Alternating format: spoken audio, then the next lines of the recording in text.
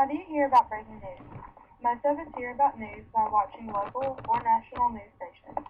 This allows us to become informed of the events that are going on all around us and out in other parts of the world. In this assignment, students will become news reporters and will be telling their audience of breaking news. Students can choose to act as if Twitter, Facebook, and any other social media was around at this time.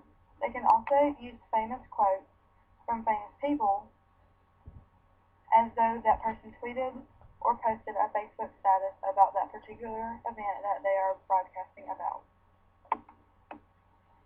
The time is World War II. This time has had lasting effects on the United States as well as the rest of the world. Students will act as if the war is going on at that specific time and will broadcast about major events that happened during World War II.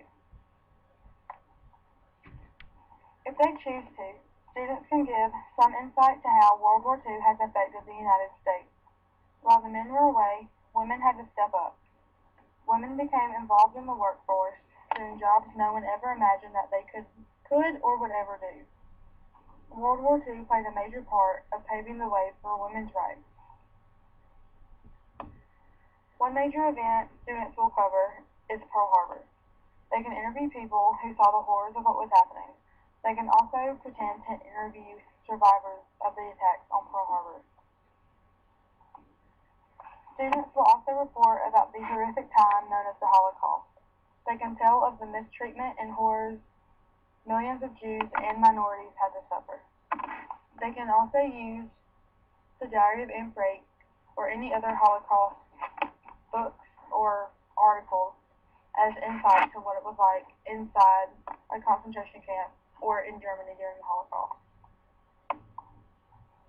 What happened on the beaches of Normandy? Students can interview surviving soldiers that stormed the beaches to help save Europe from Hitler. What was it like? What did those soldiers see? And why was this event so important during World War II? These are some questions that students can ask while pretending to do on-site interviews for the D-Day attack. There were 156,000 soldiers from the American military, British, and Canadian military. Students can ask these soldiers or find out why these soldiers from Britain and Canada helped fight alongside the Americans. Students will also report the end of the war. Nuclear warfare was the main reason behind the end of World War II. But did the United States take things too far, or was the bombing of Hiroshima and Nagasaki the right thing to do? News is constantly breaking, so who will be out there ready to report it?